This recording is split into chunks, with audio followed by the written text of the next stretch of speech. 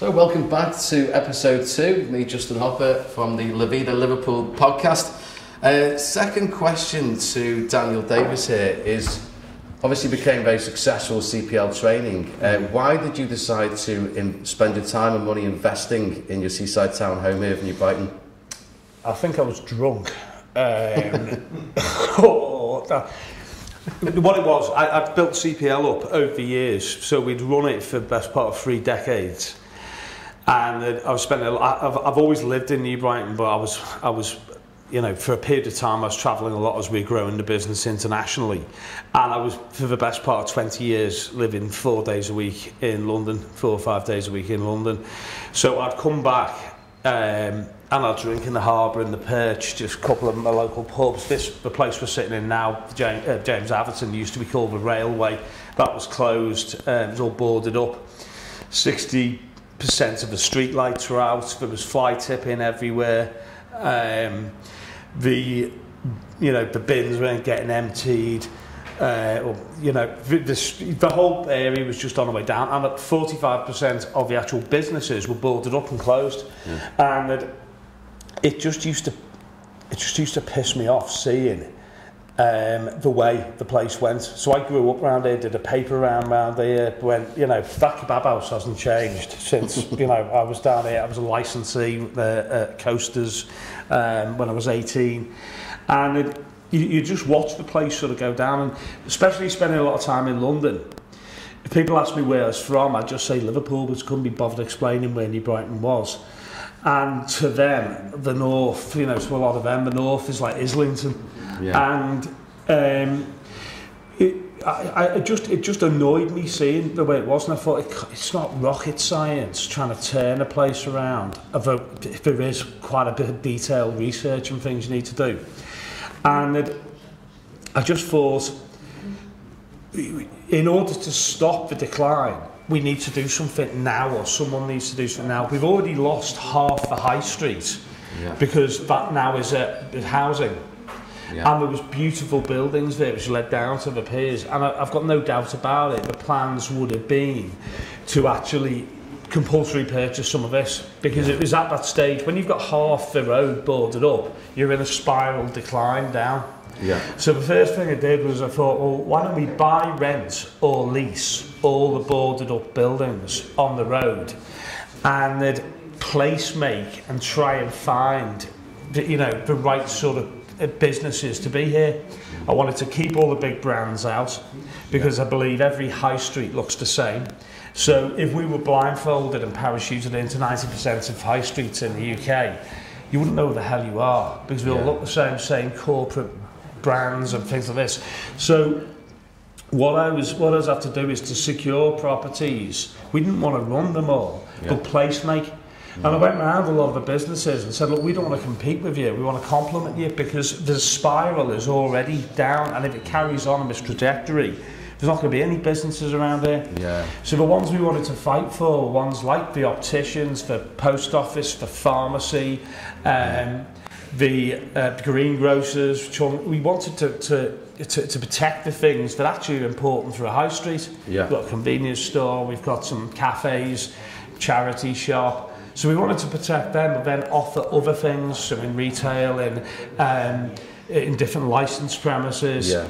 And it also create a bit more of a cafe culture and a platform for things like art and music as well, and independence. Lots of little businesses being able to pop up. We really wanted to give people an opportunity, instead of leaving New Brighton, of saying actually New Brighton is a fantastic place, geographically and everything. We're like a Brooklyn to Manhattan, we're by a city, we've got good connectivity and everything. I wanted to find, and link up with education companies, primary schools, secondary schools, universities, colleges, because I ran an education business for 3 decades and 30 years, CPL, and we grew that business through recessions, through thick and thin, and became a global company. I had, I suppose, every opportunity and everything at that point, and it was, I knew it was a massive risk doing this here, that I could lose everything. This wasn't about money for me, although I've spent just about every penny I've ever earned. It was about proving that places like this can be turned around if you've got the right vision and drive. So we haven't had any support really, or we haven't had any financial support or anything. But what we have done is, over 6 years now, prove this concept is working. Yeah. It is turning it round. There's a massive difference. You don't necessarily see it here every day, but if you go away and come back, you will see a big difference, because we should be exporting talent from New Brighton. Yeah. And we should be having an opportunity. For decades, successive governments and everything have underinvested in arts, music, creativity. They've shut arts colleges down. I owned an art gallery. The first building I bought was Rock Point, so it was Oakland Gallery. Yeah. And we had our office first started on the ground floor. I used to watch every day and night. I was here speaking to people, watching, because although I had a number of ideas of what I thought New Brighton needed, I also needed to basically watch, speak to people, look at people's habits, and that helps scope, the regeneration. Regeneration, in my eyes, has got to be ground up, community led, and it's got to be contextualised to that area. There are some building blocks that are common that you'd use, but a lot of it you've got to take into account the actual area that you're in, and that's really the sort of like plan we had. And we've been trying to execute. I went down to the House of Lords and did a select committee into the future of seaside towns. This council didn't even bother responding to it. I ended up going down and we did a huge amount of research, including visiting all the seaside towns in the UK. Went back over to America, to East Coast and West Coast. And this is a collection of a lot of thinking and ideas about not just the area we're in. I've called it the Victoria Quarter, but New Brighton as a whole. So there's loads of ideas we've put together, thousands of pages of documents, loads of research. Things like installing a pier back, maybe getting Uber river taxis over to the new stadium, putting a land train from Woodside to Seacombe Ferry to move people so you can get a ferry across the Mersey. You could get on a land train, you could put a set of headsets on and have a narration of what was here and things and the history. I think that we should put cable cars down the front, going from Morton down. We've got the longest promenade in the country, which is just about the only thing the council hasn't fucked up. So, for example, I actually commissioned a report into the damage Hermann Göring and the Luftwaffe did, because we got hit in the Blitz before London and before Liverpool, and a load of Wallasey got hit. The real bombing started after World War II, when we got rid of just about every asset and everything. I mean, the piers are a classic example. The piers are too unsafe. It took 4 dynamitings to get rid of them. That's how unsafe they were. The first time that all the Great were good with them, they pushed the plunger down, the big plume of water came up. The pier was still there. The pier was like that. Was that it? It was like getting hit with a balloon on a stick. About 3 flakes of paint fell off. So this was stupid, insane, and that's why I probably haven't had any funding, because and they get so precious, the council, about me criticising anything, even though I'm criticising the council from 30 years ago. But I've now got a good relationship with the new leader of the council. We've had no consistency. So, for example, I'm on this in 6 years, the 6th director of regeneration. Now, you shouldn't hold that post unless you do at least 5 years. So I've got, when the Metro Mayor says the problem dealing with government is we've had 5 prime ministers in this period of time, no consistency. Yeah and no. Well, I'm on the 3rd leader of the council. Christ knows how many changes in leader of strategy, leader of regeneration. They're changing all the time. So just as you're making a relationship with someone, we back the master plan, but it doesn't happen. Now, I don't want to get into slagging them off, because I've said there's enough on record about me calling them out. But 6 years into this, you can now see what they spent money on that hasn't worked. You can see the consultants they outsource stuff to, which instead of saying, hang on the Wirral and in New Brighton, we've got people who are expert in fields. Why would you go out and spend £1 million on consultants, 500 grand, 100 grand here, 200 grand there, £1 million here on consultants? Because all they do is they go, okay, for 15,000 population, let's just take something off the shelf here.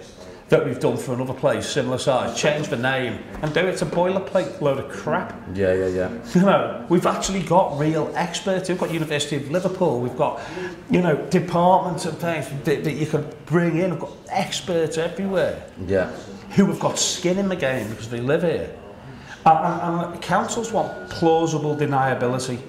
They want to just be able to say, here you go, we've ticked the box and that's it. Yeah. It doesn't work like that. And, you know, I looked at the broken windows theory in New York, and it was started, the Atlantic Weekly actually ran an article, and then it got used around America successfully to a point.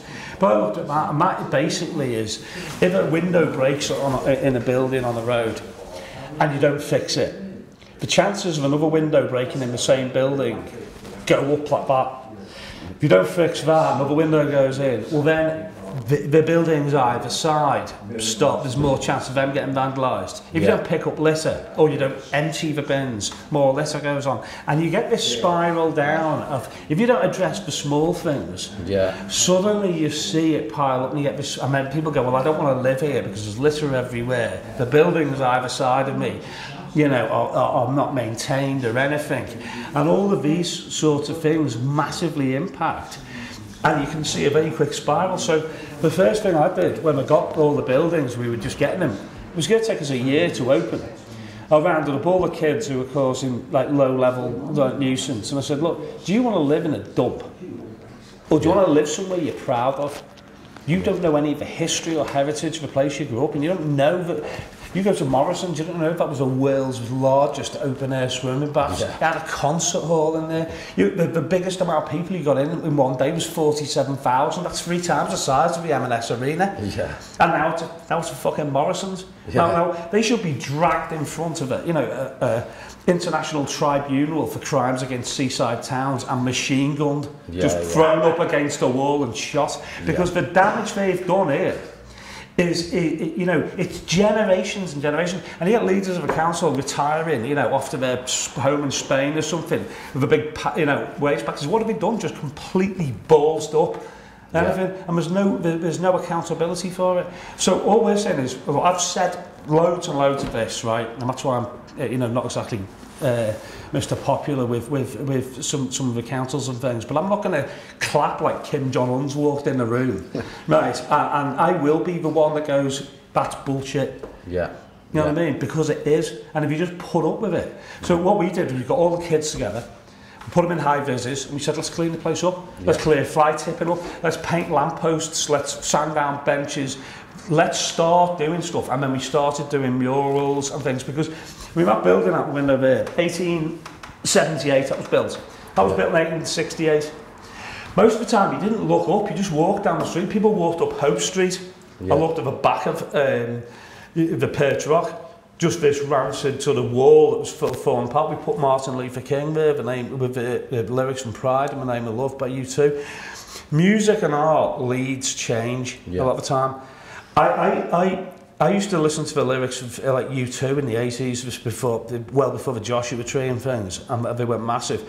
You went and bought an album. It was an event. I remember walking up Church Street and going in HMV and having enough money from a paper round and things to buy an album.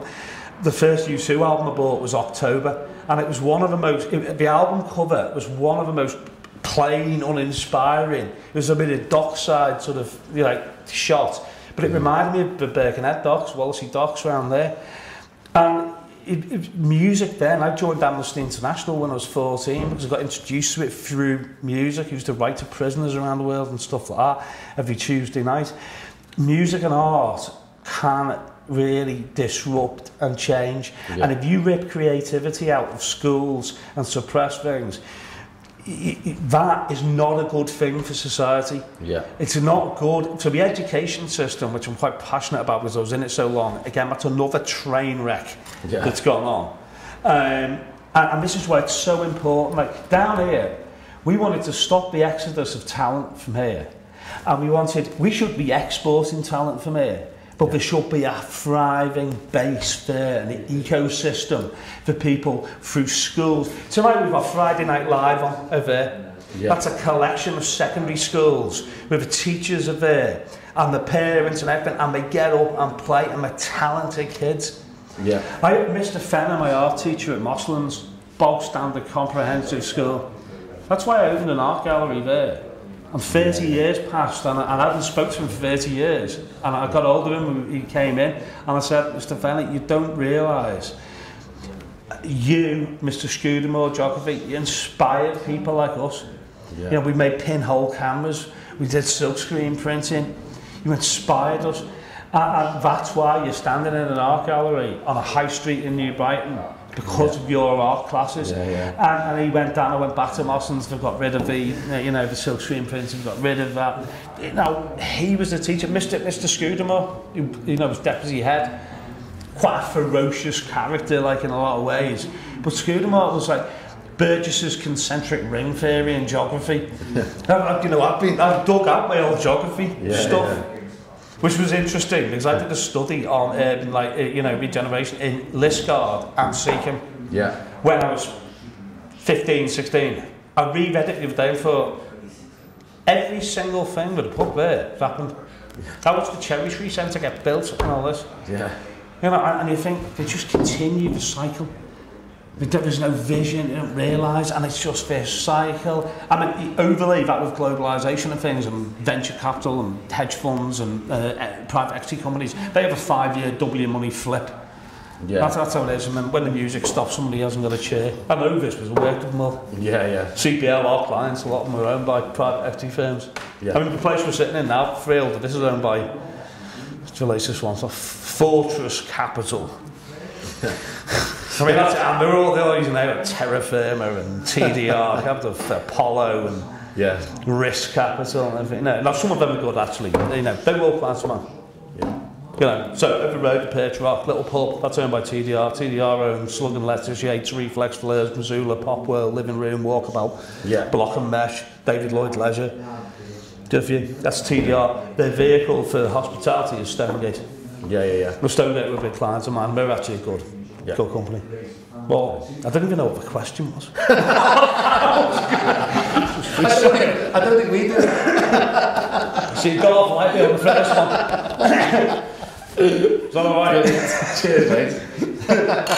Come on, let's get them. Follow us. If you can keep up for the next episode, coming soon. You might have to edit this quite heavily.